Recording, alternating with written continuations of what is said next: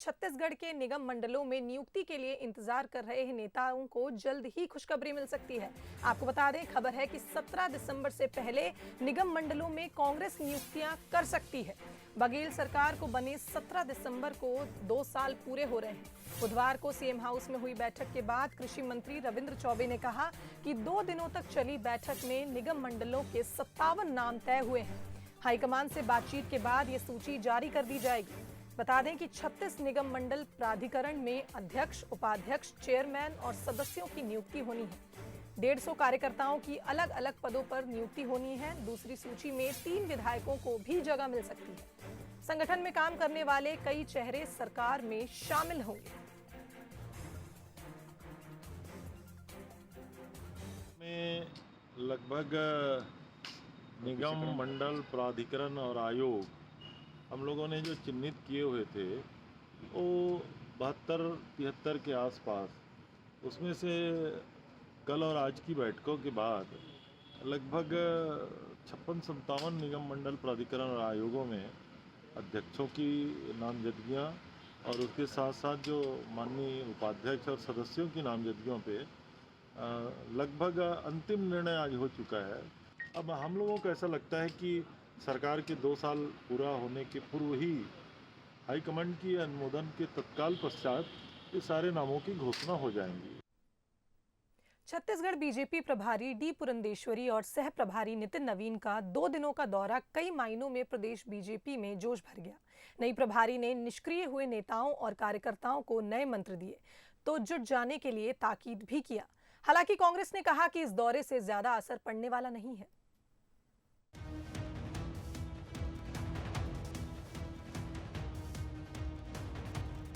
Chhattisgarh BJP की स्थिति का जायजा लेने पहुंची नई प्रदेश प्रभारी डी पुरंदेश्वरी और सह संगठन प्रभारी नितिन नवीन ने अपना काम पूरा कर लिया है। 2 दिनों तक लगातार कई तरह की बैठकें हुई, तमाम नेताओं से चर्चाएं हुई और राष्ट्रीय स्तर के नेताओं ने संगठन को आगे आने वाले दिनों में किस तरीके से काम करना है इसकी जानकारी भी दी। डी पुरंदेश्वरी ने साफ तौर पर कहा कि बीजेपी ने राज्य में 15 साल सरकार चलाई है, लेकिन अब विपक्ष में है। कई तरह की कमियों पर समीक्षा हुई है, लेकिन कमियां अंदर की बात है, इन्हें मीडिया में नहीं बताया जा सकता। लोग बदलाव चाहते थे और कांग्रेस लोक लुभावन घोषणा पत्र लेकर आई थी, जिससे उनकी हार हुई।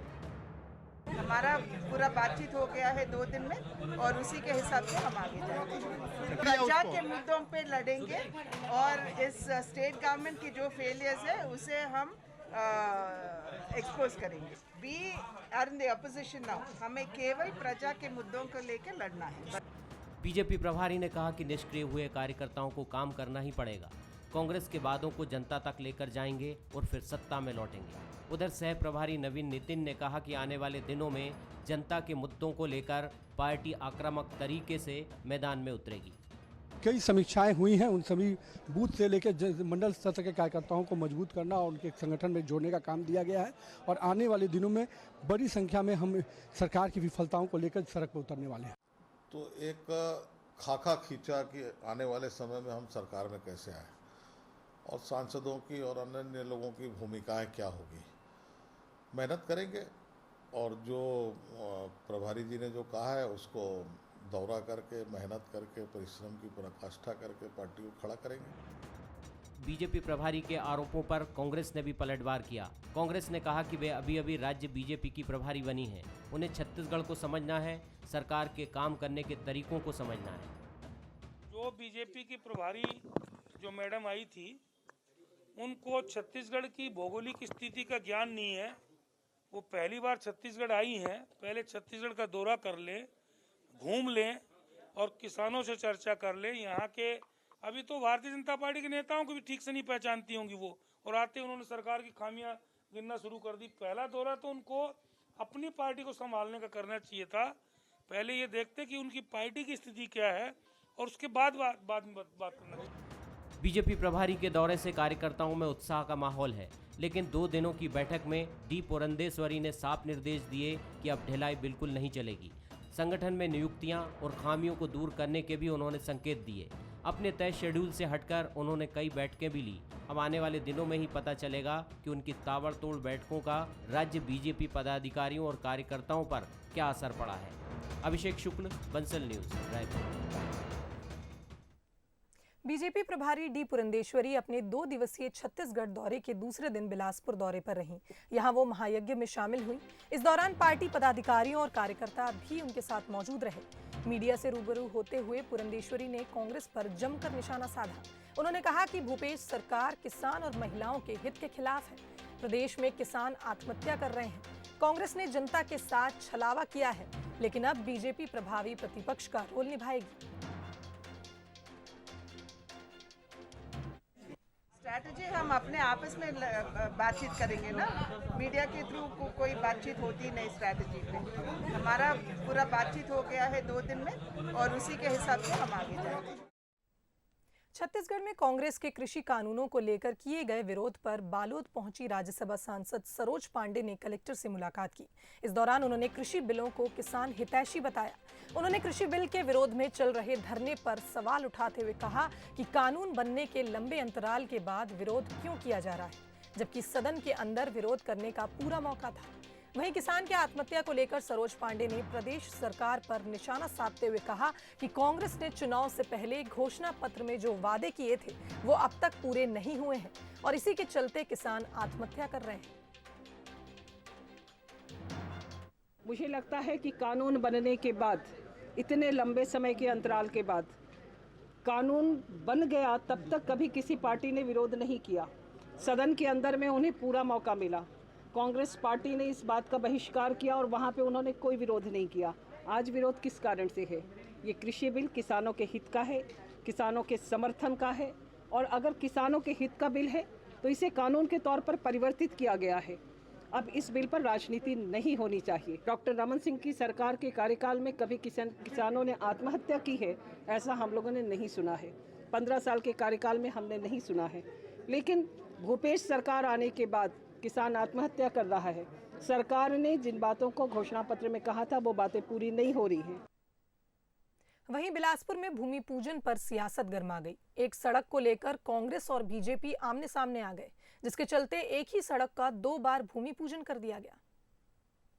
एक सड़क का 2 बार भूमि पूजन, श्रेय लेने की होड़ में पॉलिटिशियन। बिलासपुर में सियासत की सड़क। ये वही सियासी सड़क है जिसका 2 बार भूमि पूजन हो चुका है। बिलासपुर नगर निगम के वार्ड 10 में सिरगिट्टी मुक्तिधाम से बजरंग चौक आवास पारा तक सड़क बनाई जानी है, लेकिन इस पर सियासत शुरू हो गई है। दरअसल इस सड़क के भूमि पूजन कार्यक्रम में स्थानीय विधायक धर्मलाल कौशिक को नहीं बुलाया गया। फिर क्या था, 9 दिन बाद बीजेपी भी यहां नारियल फोड़ने पहुंच गई। ने क्या किया उस काम को आगे करना चाहिए। ये लोग तलाशते रहते हैं कि भाजपा शासन काल में क्या क्या स्वीकृत हुआ है, उसका जाके नारियल फोड़ें। इसको हम लोग कोई मानने वाले नहीं। इस पूरे मामले में प्रदेश कांग्रेस के वरिष्ठ नेता और उपाध्यक्ष अटल श्रीवास्तव ने बताया कि किस तरह से नगर निगम क्षेत्र के विस्तार की वजह से इस तरह की दिक्कतें सामने आ रही है। महापौर जी की मंशा ये है कि काम जल्दी शुरू हो ताकि जनता को फायदा हो सके, इसलिए केवल भूमि पूजन के चक्कर में कोई काम अगर 1 महीने 2 महीने डिले हो जाता है उससे जनता सफर करेगी। इसलिए भूमि पूजन हो जाए, काम शुरू हो जाएगा। काम टेंडर निकल गया है तो उसका कहीं किसी को नेगलेक्ट करने की मंशा नहीं है। आने वाले समय में वो समन्वय बनाया जाएगा ताकि सभी की सहमति से जनता के हित के काम हो सकें। वैसे 1100 मीटर की इस सड़क की लागत 1,97,00,000 रुपए आएगी, लेकिन जिस तरह से राजनीति शुरू हुई है उससे डर ये भी है कि कहीं कच्ची सड़क पक्की होने से पहले ही सियासत की भेंट न चढ़ जाए। उमेश मौर्य, बंसल न्यूज, बिलासपुर। बिलासपुर नगर निगम जल्द ही गौठान में गोबर गैस प्लांट लगाने जा रहा है। मुख्यमंत्री ने भी इस योजना को हरी झंडी दे दी है। इसके लिए मेयर ने अधिकारियों से रूपरेखा तैयार के लिए निर्देश दिए हैं। उधर निगम का ये प्रोजेक्ट विपक्ष के निशाने पर है। सीएम भूपेश बघेल के सपने को बिलासपुर नगर निगम साकार करने में लगा है। इसी कड़ी में महापौर ने गोबर गैस प्लांट लगाने की योजना तैयार की है, जिसे सीएम ने भी हरी झंडी दे दी है। बिलासपुर में निगम सरकार को बने करीब 1 साल पूरा होने जा रहा है। इन 1 साल में नगर निगम ने मुख्यमंत्री के ड्रीम प्रोजेक्ट नरवा गरवा घुरवा बारी को सफल बनाने में कोई कसर नहीं छोड़ी। इसके तहत गौमूत्र से फिनाइल, गोबर कास्ट, दिए, चूकिया, छेना, खाद जैसे 22 प्रोजेक्ट पर महिला स्व-सहायता समूह काम कर रही है। अब तैयारी गोबर गैस प्लांट लगाने की है। आदरणीय सीएम साहब ने कहा इसको और बढ़ाइए और इसको 2500 गाय यहाँ पर रखिए। और यहाँ आने वाले समय में उन्होंने पूछा कि आसपास बस्ती है कि नहीं है। मैंने कहा भैया वहाँ पर एकदम बगल में प्लांट से लगा हुआ हमारा बस्ती है। तो उन्होंने कहा कि आप वहाँ पर गोबर गैस का प्लांट डालिए और उस बस्ती में कम दामों में गोबर गैस का जो प्लांट में से गैस सप्लाई करिए, जिससे कि शासन के द्वारा जो मिलने वाला गैस है उसे सस्ते दाम में अगर आप दोगे तो आसपास के लोगों को राहत भी मिलेगा और गौठान में जो काम करने वाले हमारे कर्मचारी हैं, महिलाएं हैं, उनको आर्थिक लाभ भी मिलेगा। उधर इस पूरी योजना को लेकर विपक्ष सरकार पर हमलावर है। पूर्व महापौर किशोर राय ने आरोप लगाया कि जब से प्रदेश और निगम में कांग्रेस की सरकार आई है तब से यहां सिर्फ विकास की कागजी घोड़े दौड़ाए जा रहे हैं। सिवाय कागजी घोड़े विकास के दौड़ा रहे हैं और आए दिन नित्य नई योजनाओं की बात करते हैं। पूर्व में इनके द्वारा बताई गई सारी योजनाएं आज फ्लॉप साबित हुई हैं, चाहे वह गौ को गोद लेने की बात हो, चाहे नरवा गुरवा बाड़ी की बात हो, सारी योजनाएं। और अब एक नया शगुफा इन्होंने गोबर गैस प्लांट के माध्यम से सस्ती गैस उपलब्ध कराने की बात जो कही है वो पूर्णतः मैं ऐसा मानता हूं कि वे केवल और केवल कागजी योजनाओं में ही बातें रह जाएंगी। वैसे इस बात को भी नजरअंदाज नहीं किया जा सकता है कि प्रदेश में सरकार को बने 2 साल पूरे होने वाले हैं और प्रदेश में कई ऐसी योजनाएं हैं जो सिर्फ कागजों में ही हैं। ऐसे में देखना होगा कि ये कागजी घोड़े असली शक्ल कब तक अख्तियार करते हैं। उमेश मौर्य के साथ bureau report, Bansal news, Bilaspur. Corona vaccine का इंतजार सभी बेसब्री से कर रहे हैं। छत्तीसगढ़ राज्य सरकार वैक्सीन आने से पहले ही तैयारियों में जुट गई है। स्वास्थ्य मंत्री टीएस सिंहदेव का क्या कहना है, जरा ये भी सुन लीजिए। में हेल्थ वर्कर्स और मान लीजिए पुलिसकर्मी हो गए जो फ्रंट लाइन में खड़े हैं, और सफाई कर्मी हो गए जो कि सीधे संपर्क में आते हैं, संक्रमित लोगों के संपर्क में आते हैं। कोई भी राजस्व अमले के लोग जिनको की ऐसी ड्यूटी रहती है, कई राजस्व विभाग के लोगों को, शासकीय अधिकारियों को, कर्मचारियों को हम लोगों ने देखा कि वो ड्यूटी के कारण कोरोना में ग्रसित हो गए। और मीडिया के साथ ही ये हम लोगों ने प्रस्ताव भेजा था और माननीय मुख्यमंत्री जी ने उसको आगे भी प्रेषित किया। बल्कि एक संयोगी माने इसको कि हम लोगों ने वैक्सीनेशन की तैयारी केंद्र सरकार के सर्कुलर आने के पहले 10 दिन पहले ही चालू कर दी थी। आपस में बात करके हम लोगों ने तैयारी चालू कर दी थी। फिर सेंट्रल लाइन के गाइडलाइंस आए तो उस गाइडलाइन के हिसाब से हम लोग आगे चलते जा रहे हैं। वहीं बात करें कोरोना की तो छत्तीसगढ़ में कोरोना का कहर जारी है। यहां 2,48,000 से अधिक लोग वायरस की चपेट में हैं, जिसमें करीब 1/4 विधायक भी शामिल हैं। 2 मंत्री भी इससे नहीं बच सके। छत्तीसगढ़ की 90 सदस्य वाली विधानसभा के 22 विधायक इस वायरस के संक्रमित हुए हैं। कांग्रेस के प्रदेश अध्यक्ष और कोंडागांव विधायक मोहन मरकाम, नेता प्रतिपक्ष और बिल्हा विधायक धर्मलाल कौशिक और दूसरे प्रमुख विपक्षी दल जनता कांग्रेस छत्तीसगढ़ विधायक दल के नेता धर्मजीत सिंह को वायरस ने अपना निशाना बनाया था।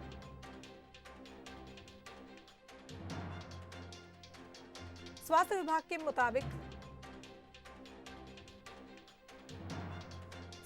के मुताबिक किसी विधायक के कोरोना संक्रमित होने का पहला मामला जून में सामने आया था।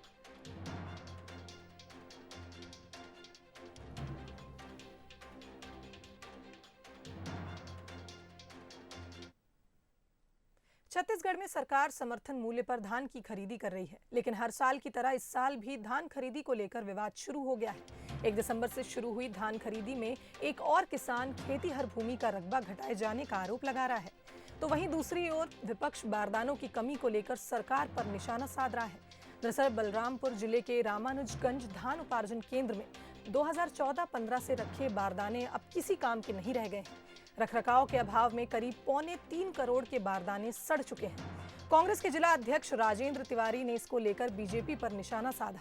वहीं बीजेपी जिला अध्यक्ष गोपाल कृष्ण मिश्र ने प्रतिक्रिया देते हुए कहा कि प्रदेश में कांग्रेस की सरकार है, इसलिए सरकार दोषी अधिकारियों पर कार्रवाई क्यों नहीं कर रही है। ये लकीर पीटने से कोई फायदा तो है नहीं। उस समय जब आया हुआ था, आपका सरकार था, आपका तुलसी बोल रहा था, उस समय आपने क्यों नहीं इतना ध्यान लिया, क्यों नहीं संज्ञान लिया भाई? अब ये बारी बारी से ये दोषारोपण करने का समय नहीं है। आप अपना गलती को छुपाइए मत। जो उसका सही व्यवस्था नहीं किए, इसके कारण जो है सो बारदाना सड़ रहा है। तो भाई जब बीजेपी गवर्नमेंट में रखी गई थी तो इनकी सरकार आई तो उसका व्यवस्था तो इनको करनी चाहिए थी ना। उनको तो राइस मिल में भेजना चाहिए था या और जगह उसका भंडारण करना चाहिए था। यहाँ रह कर सड़ रहा है, इस पर तो कोई ध्यान दिए नहीं। इनकी सरकार सत्ता शासन इनकी थी, इनको उसका व्यवस्था करनी चाहिए थी।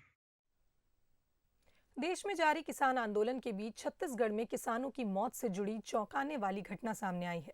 मंगलवार को राजनांदगांव के घुमका खरीदी केंद्र में धान बेचने पहुंचे एक किसान के 23 कट्टा धान को खराब बताकर तौलने से इनकार किया गया तो किसान को हार्ट अटैक आ गया। मौके पर ही किसान ने दम तोड़ दिया। इस घटना के बाद खरीदी केंद्र में हड़कंप मच गया। परिजनों ने आरोप लगाया कि पैसे लेने के चक्कर में धान को खराब बताया गया। वहीं तौलाई करने के लिए वहां मौजूद कर्मचारियों ने 500 रुपए की मांग की। परिजनों ने घुमका थाना में शिकायत कर मामले की जांच कर दोषियों पर कार्रवाई की मांग की है। पैसा ना ले ले तबे करूँ तो चेकिंग काटा तौल करूँ कि अब काटा तौल करूँ कि तब मोर बेटा है ये बेटा में भेजे हूँ। ए बेटा पैसा अब साइकिल नहीं लगे रहे साहब, गाड़ी में गए रहे हैं। मोर बेटा रेंगा ताके दूसरा कल मांग मोर बेटा पैसा लेगी, पैसा काट ले वह पूरा यहाँ हो गई काटा वो जगह ले से दूसरा कल तौला वो जगह ले से। वहीं किसान की मौत मामले में मंत्री अमरजीत भगत ने कहा कि जांच के आदेश दे दिए गए हैं। कलेक्टर को जांच टीम भेजने को कहा गया है। किसान धान लेकर के आए थे और उस किसान का धान का तौलाई हो गया था। तौलाई होने के उसी दरमियान फिर उनका तबीयत खराब हुआ जिसको हॉस्पिटल भेजा गया जहां उनकी मौत हो गई। तो ये मोटे तौर पे आया है और बाकी डिटेल आज टीम गया है जानकारी देगी। इधर पूर्व मुख्यमंत्री डॉक्टर रमन सिंह ने कांग्रेस पर निशाना साधा। उन्होंने कहा कि धान खरीदी को लेकर किसान तनाव में है। इससे पहले 4 वर्ष पहले किसान की आत्महत्या हुई। मुंडागांव की घटना ही नहीं, पूरे प्रदेश में जिस प्रकार किसान धान खरीदी को लेकर तनाव में है, जिस प्रकार उनके रकबे काटे गए, यानी स्पष्ट रूप से किसी का 10-12 एकड़ खेत हो और बाद में जब वो सोसाइटी जाके पता चले कि उसके पास 12 एकड़ नहीं, उसके पास तो 0.2 एकड़ भी खेत नहीं है और बाकी सब काट दिया गया है। जहाँ वो 200 क्विंटल धान लेके जा रहा है खरीदने के लिए और उसको 10 क्विंटल बेचने के लिए अनुमति दिया जा रहा है, तो किसान जो इतनी मेहनत करके फसल तैयार किया है, जिसके ऊपर कर्ज है 80,000 का, उसको पटाना चाहता है और यही सोसाइटी में बेचकर वहाँ यदि इस प्रकार के जवाब मिलता है तो वो शॉक रह जाता है। वहीं नेता प्रतिपक्ष धर्मलाल कौशिक ने भी ट्वीट कर प्रदेश सरकार पर हमला किया। उन्होंने कहा कि प्रदेश में लगातार किसानों की मौत हो रही है। मौत का जिम्मेदार कौन है? प्रदेश में लगातार किसानों की मौतें हो रही हैं। किसान आत्महत्या को विवश है। इन सबके बाद भी प्रदेश की कांग्रेस सरकार के पास किसानों को लेकर ना कोई ठोस नीति है और ना ही चिंताएं। क्या यही नवा छत्तीसगढ़ है?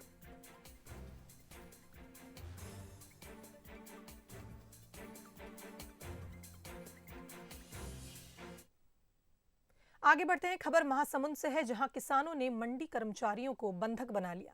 आपको बता दें, समहर धान खरीदी केंद्र पर कर्मचारियों को बंधक बनाया गया। बारदाने की कमी से धान खरीदी नहीं होने से किसान नाराज थे, जिसके चलते उन्होंने कर्मचारियों को बंधक बनाकर विरोध जताया।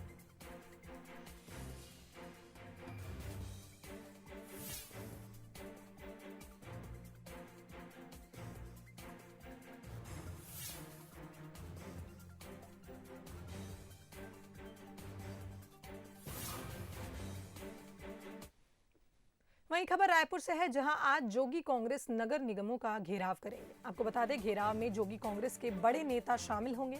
प्रदेश स्तर पर नगर निगम का घेराव किया जाएगा। आज से जोगी कांग्रेस का सदस्यता की अभियान की शुरुआत होने वाली है। कार्यकर्ताओं को ऑनलाइन सदस्यता भी दिलाई जाएगी।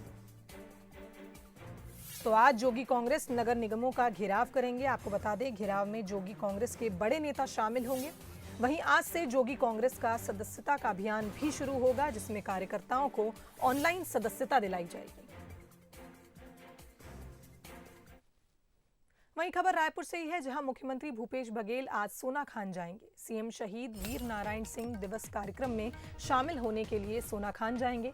सीएम दोपहर 1 बजे के करीब सोनाखान पहुंचेंगे और कार्यक्रम में शामिल होंगे।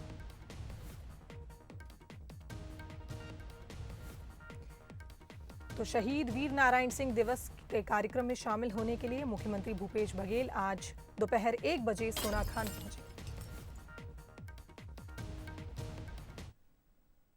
नक्सल मोर्चे पर रणनीति बनाकर नक्सलियों को मुंहतोड़ जवाब देने को लेकर राजनांदगांव में केंद्रीय आंतरिक सुरक्षा सलाहकार के विजय कुमार ने पुलिस अधिकारियों की बैठक ली। एसपी कार्यालय में आयोजित बैठक में महाराष्ट्र और छत्तीसगढ़ के पुलिस अधिकारी शामिल हुए। बैठक में चर्चा के दौरान नक्सल मोर्चे को लेकर रणनीति तैयार की गई। दरअसल राजनांदगांव जिला छत्तीसगढ़, महाराष्ट्र और मध्य प्रदेश की त्रिकोणीय सीमा पर होने के कारण यह नक्सली किसी भी वारदात को अंजाम देने के बाद आसानी से दूसरे राज्यों में चले जाते हैं। ऐसी स्थिति से निपटने और आंतरिक सुरक्षा मामलों को लेकर बैठक में रणनीति पर विशेष चर्चा हुई। इस बैठक में दुर्ग रेंज के आईजी, डीआईजी सहित राजनांदगांव, कवर्धा जिले के एसपी और आईटीबीपी के अधिकारियों के साथ महाराष्ट्र के एडीजी भी शामिल हुए।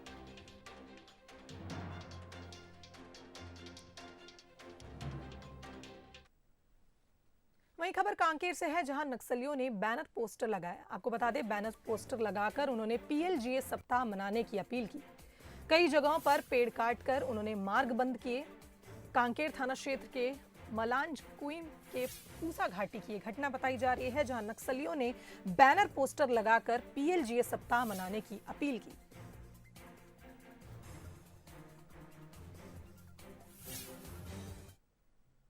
वहीं खबर कांकेर से है, जहां नगर में भालुओं का आतंक लगातार जारी है। आपको बता दें, रिहायशी इलाकों में भालुओं का दल लगातार पहुंच रहा है और आसपास के इलाकों में दहशत का माहौल है। तस्वीरों में हम देख सकते हैं किस तरह भालू रिहायशी इलाके में घुस आए हैं और उनका आतंक लगातार जारी है। वहीं वन परिक्षेत्र के अलबेला पारा का ये पूरा मामला बताया जा रहा है, जहां भालुओं का आतंक देखने को मिल रहा है।